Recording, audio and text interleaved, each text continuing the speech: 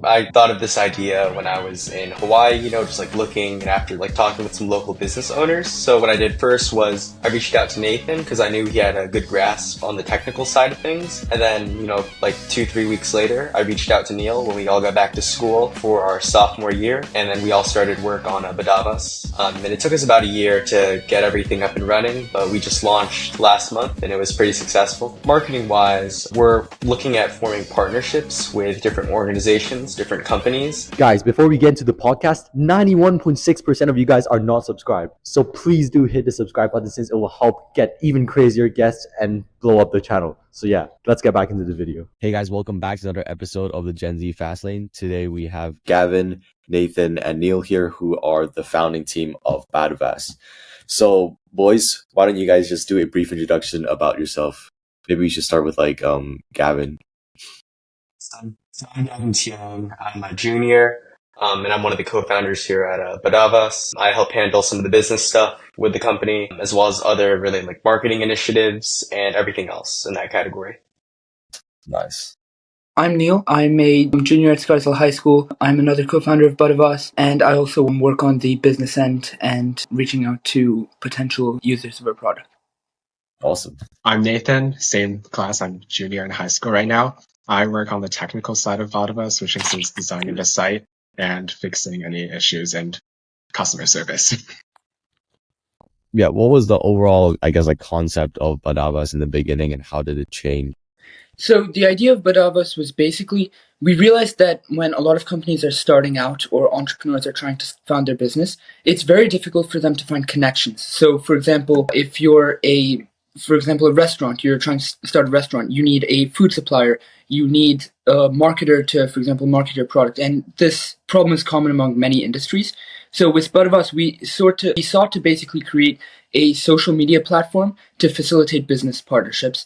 And we basically use AI-based algorithms to recommend optimal partnerships. And then we also have features that serve like a social media site. So for example, people can post videos, or they can make like posts on the site and they can chat with each other. That's basically the idea of Badavas. Great. Yeah, nice. So initially, how did you guys, meet each other? Or what inspired you to, come together and build this? Yep. I thought of this idea when I was in Hawaii, just like looking and after like talking with some local business owners. So what I did first was I reached out to Nathan because I knew he had a good grasp on the technical side of things. And then, like 2, 3 weeks later, I reached out to Neil when we all got back to school for our sophomore year. And then we all started work on a Badavas. And it took us about a year to get everything up and running, but we just launched last month and it was pretty successful. Awesome. So right now, in terms of Badavas and your core growth channels, what types of marketing are you guys doing? Marketing wise, we're looking at forming partnerships with different organizations, different companies. Due to the fact that our startup is bootstrapped, we run off of some grant funding, but it's limited to how we can use it. We're forced, to innovate our marketing strategy. And that means, partnering with entrepreneur organizations, communities for entrepreneurs, freelancers, whatever industry we're trying to hit. We go to communities that are targeted specifically towards that niche, and we try to partner with them, get shout outs going. That's how we get our current users right now. Yeah, and just to add on that, initially began reaching out to potential users directly. And we were able to build up a user base of about 50 users at this point. And right now we're also we've been reaching out to, as Gavin was saying, these of entrepreneurs, and that way we're able to hit many potential users at once. So that's kind of the general approach we have. Awesome. So with Badavas, could you guys explain what the overall final vision is? What's going to be the final product? In 5-10 years, if you guys continue running this company, or ideally. So the idea is we want to have basically a network, like a social media network of companies on our site who are constantly interacting with each other, reaching out to each other. And basically the goal is when a company joins Badavas, they should have a ton of options for them, and they should be able to essentially go on the site and see all the different posts of companies and keep interacting with the site. So eventually we want to build up our user base to maybe 500, 1,000 companies and beyond. So our goal is to just keep growing the site and growing the community.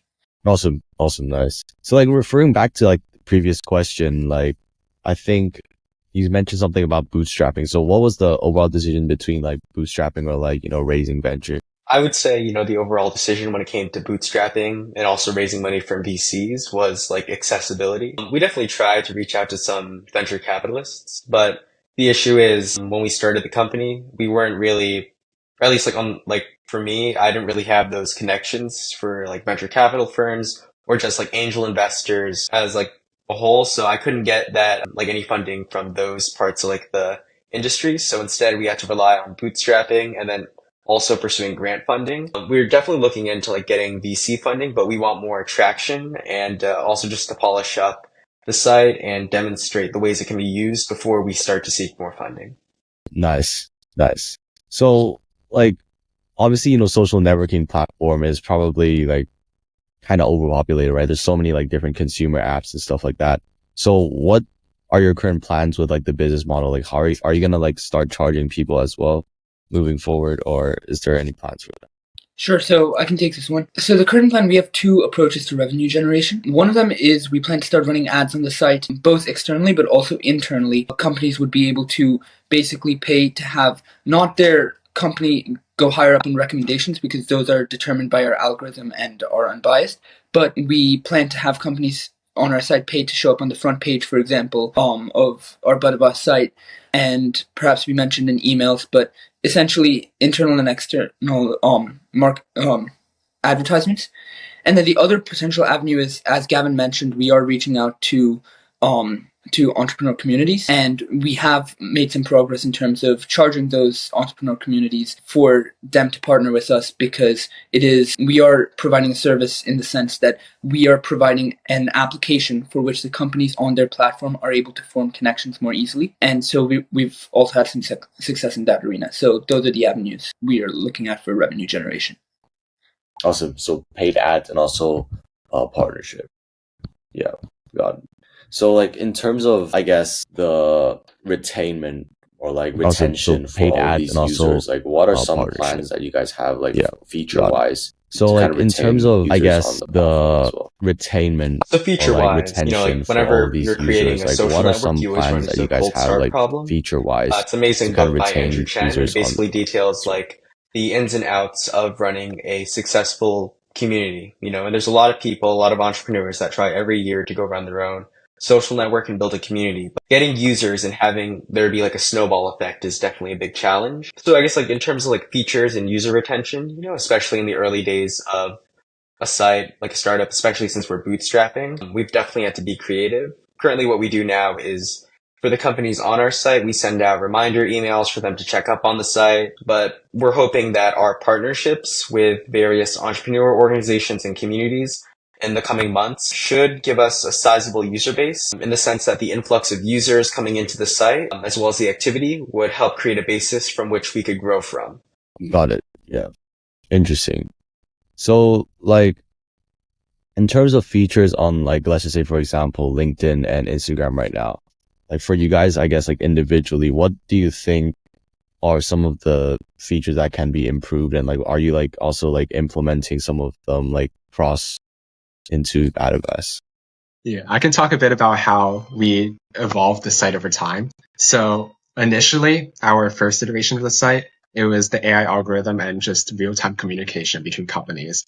But really, we saw this problem where from the actual algorithm recommending you to users, there's not really a bridge to connecting with the actual user. Like, we want the users to be able to learn about the other users before they start the first conversation. So we came up with this idea of video pitches, which allow users to really efficiently, and video pitches like short form video content, it's been really successful in spreading information very efficiently across the world.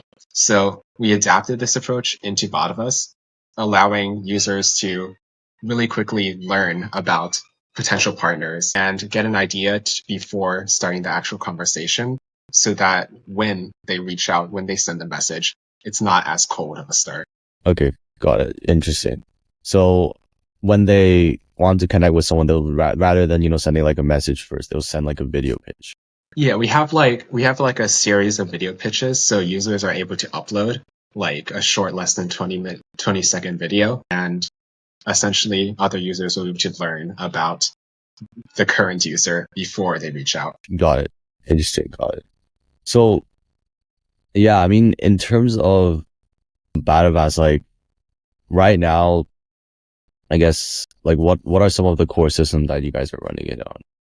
And what will be some advice for, some other people who also want to, start their own startups based on, your entire journey, right? Right. So we definitely tried a lot of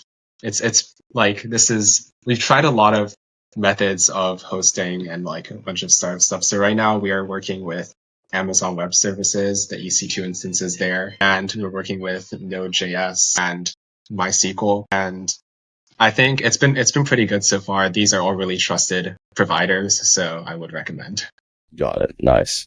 So like, I also want to dive into like some, I guess, of your more like personal experiences rather than also like Badavas.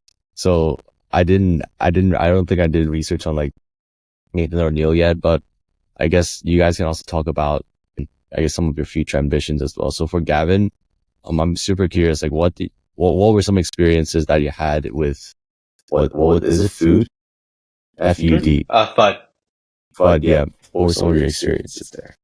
Definitely. So over the summer, I was a growth intern for them. So that basically meant that I designed strategies for user acquisition within a specific market. They were trying to acquire, for me at least, 16 to 24-year-olds to go onto their site. Just for like context, FUD is like this social platform for side hustles.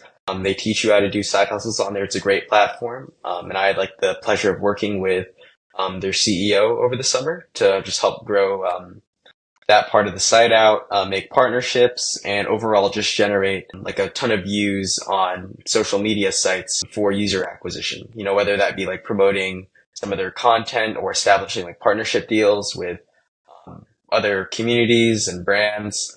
But yeah, it was a really rewarding experience, and it taught me a lot about just like trying to solve the cold start problem and also trying to get like an active user base on there. Awesome. And then I guess you use that transferable knowledge onto Badavas as well. So in terms of your own story, like what got you first initially started with this whole business world? So I guess it started with in freshman year. I met one of my friends, Max Glick. He's super into business, and he got me started on LinkedIn. Taught me like the ins and outs of like how to reach out to people, and he inspired me to create my first business.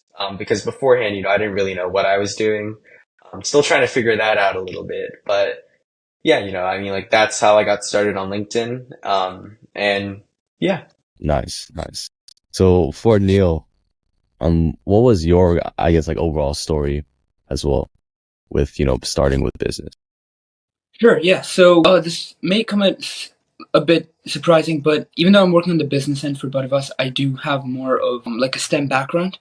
And but I do also have a lot of experience in business in the sense that I'm the president of the business club in my school, and in terms of organization, I founded a 1C3 approved charity in Westchester. And so essentially my goal in the future is to work on more entrepreneurial projects, combining my interest with STEM with business. And so with both of us, it's not like, we have a team of 3 great people, and it's obviously not possible for one person to be doing everything at the same time. And so I chose to hone in on my business interests more on this project. And so I've been like, reaching out to businesses, reaching out to these community platforms, and I've really enjoyed the experience so far. But essentially I'm I think both of us can be really successful, both in terms of as a company, and also in terms of helping us build our abilities in both the technical and business worlds. So that's my story. Awesome. Yeah, Nathan, go on and feel free to share as well. Right. So unlike Gavin and Neil, my experience comes a lot more technical, and this is one of my first entries into the business world, and I would say I've been enjoying it quite much. I thought from the initial start of Badavas was a really good opportunity for me to take my strong programming experience and apply it to really have a real world impact. And I think you'll see that there are a lot of pretty cool features in Badavas, and I'm really just think it's a good project initially, and think we're gonna have a good product coming out of it. Nice, guys. So if there's like, I guess like one biggest advice for, anyone who's looking to start like a startup right now, like what would that be?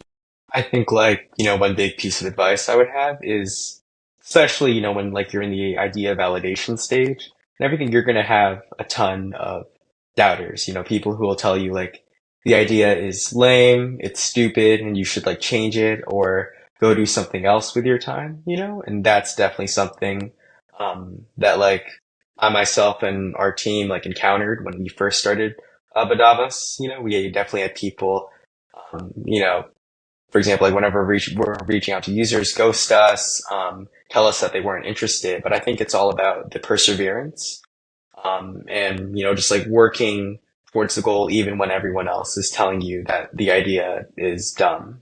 Because at the end of the day, once you got that product out and you start to gain traction, that's the only way you're ever going to know, if the idea works or not. Not by just someone telling you that it's lame. Yeah, certainly. Like, don't be afraid to start. Like, the idea is a lot better in many cases.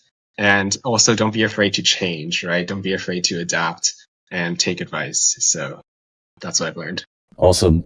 So yeah, I really appreciate you guys hopping on the Gen Z fast lane. I think your story is actually pretty inspiring, especially it's actually one of our first pods with 3 people on at the same time, which is really nice. So I'll link all of your descriptions and bios in the description, and also link Badavas for anyone who's also interested in joining the community as well. So yeah, hope you guys enjoyed this episode. Until the next one, peace out.